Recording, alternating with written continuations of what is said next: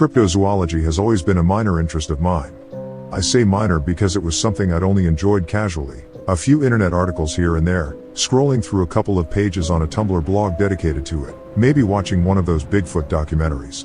You know, that kind of interest. Nothing serious. Generally, that would be pretty common for most people. Most people, however, do not live in my little town where a supposed cryptid is how many folks here make a living. See, I live in a small town in the UK, more specifically in the northwest of England. It's a tiny place not many people outside of the country have likely heard of, unless they've already been there for whatever reason or have an interest in cryptids. My small town is situated by one of the many lakes that dot this part of the country, and as so many bodies of water do, we have our own Loch Ness monster. So many people claim, anyway. I'm sure many of you are skeptical of that as you are of any such monster. Who can blame you? I grew up here and I didn't buy into that.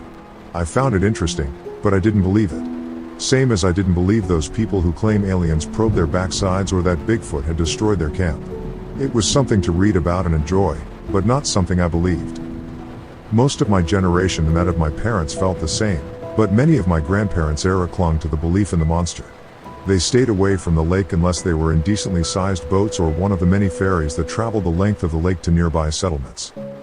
Not us kids and teens though, especially not in summer. Most of the time, British summers are nothing to brag about. They're pretty warm, but usually cloudy or wet. Sometimes, however, we were blessed with a heat wave. Nothing was better than a dip in the lake during the heat of the day. During the school holidays, the older kids would hang out by the lake well into the evening. The worst that ever happened was that someone would get a cramp while swimming and we'd have to get them back to shore, or someone would get their foot tangled in some lake weed and freak out until they realized what it actually was. Nothing sinister, nothing serious. Most certainly, no lake monster. One particular day during the Easter break, where it was much too cold to spend more than 5 minutes at a time in the lake, I was spending my time climbing the many tall trees that cover the areas around the lakes. Maybe I was a bit old for tree climbing, most likely, but it had always been something I'd enjoyed doing. Something about climbing as high as I could go and settling down on a sturdy branch, just looking over my surroundings, was something I enjoyed. Most of the time I'd just watch boats going up and down the lake, people going about their business, cars passing down the country roads. Just typical stuff not worthy of merit. But this day in spring was different. The day itself was like any other, a chilly but sunny day in late March. I'd already taken up my temporary church in an old oak, where I stay for an hour or so before going off to meet friends. From where I was perched I could see two young kids, maybe around 8 or 9, playing down by the shore. They weren't close to the water, just sitting in the grassy area a little ways off the bank. 2 girls. I couldn't really see what they were doing beyond the general observation. This was nothing out of the ordinary. What was unusual was the large, dapple gray horse trotting along the shoreline towards them. Horses weren't exactly an unusual sight themselves out in a rural town. But they were usually in their fields, or accompanied by a rider. There was no one else in sight and this horse had no saddle, bridle, or any other sort of riding gear. There are no true wild horses in the United Kingdom, and the only semi-wild horses make their home in the New Forest, somewhere right at the other side of the country. That left the option of it having somehow gotten out of its field. For all it seemed weird to me, in hindsight it wasn't all that unusual. Tourists were always crossing through private land and leaving gates open. Animals were bound to get out on occasion. The kids took immediate notice of the animal, looking up from their chatter and letting out delighted squeals I could hear even from my spot up in the tree. I watched as they ran up to it, fearless as all children were, oblivious to the fact that if they spooked it, one kick from its front or back legs could shatter their developing bones. I watched as the pair gleefully pet the animal. The horse itself didn't seem to mind the attention, which led me to think it was one frequently used for riding, most likely one of the horses rented out to tourists so they could enjoy a ride through the countryside. The horse lowered its head, allowing one of the kids to press a hand to its muzzle. I could hear their delighted laughter as the pair took turns alternating between stroking its flank and head. It was pretty cute, I have to admit. There's always something magical about an unfamiliar animal being content with your presence. With how calm this horse seemed to be, I didn't bat an eye as it lowered itself to the ground. The pair of kids seemed ecstatic about this, climbing onto the animal's back. Not exactly safe or smart, but kids don't really think like that, and I'm sure the horse would have made it very clear it didn't want them clambering all over it if it wanted to. It was a pretty damn big horse. It took me a few moments to realize the children were no longer letting out happy squeals and giggles.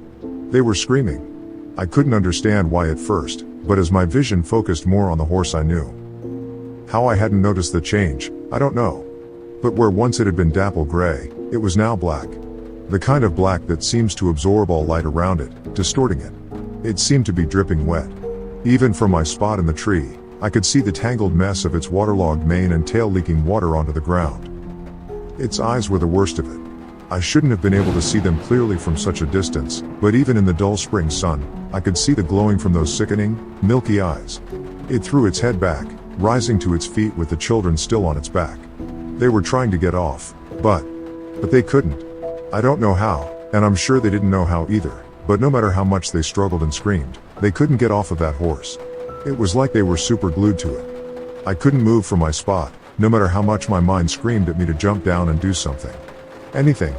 I'm ashamed to admit fear consumed me. Sweat dripped down my brow as my breathing grew more rapid by the second.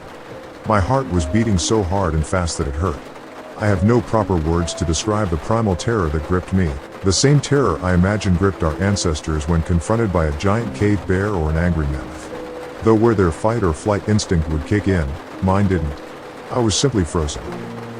Frozen as the beast charged towards the water, screaming children on its back, their cries not silenced until their heads dipped under the water that frothed and bubbled as they struggled beneath the surface. Then nothing. Just an eerie stillness on that spring morning. Not even the birds sang. I think they knew. Animals just know these things. I don't know how long I sat up in that tree just staring out over the water where that horse had vanished into the murk. I don't know what became of those kids, but I know they were never found and that they never will be. It was written off as accidental drowning. Their parents beat themselves up over it as any parent would. Nothing like this had ever happened before in our little community.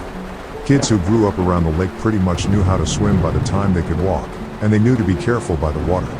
It didn't add up, of course, but beyond that, no one could explain it. I think that parents cling to the hope that their children simply ran away or were kidnapped, so that they might one day find them again, and I can't blame them for that. I never told anyone what I saw. No one would have believed me anyway, save for a few ancient crones nobody took seriously, who frequently babbled about ghosts and ghouls.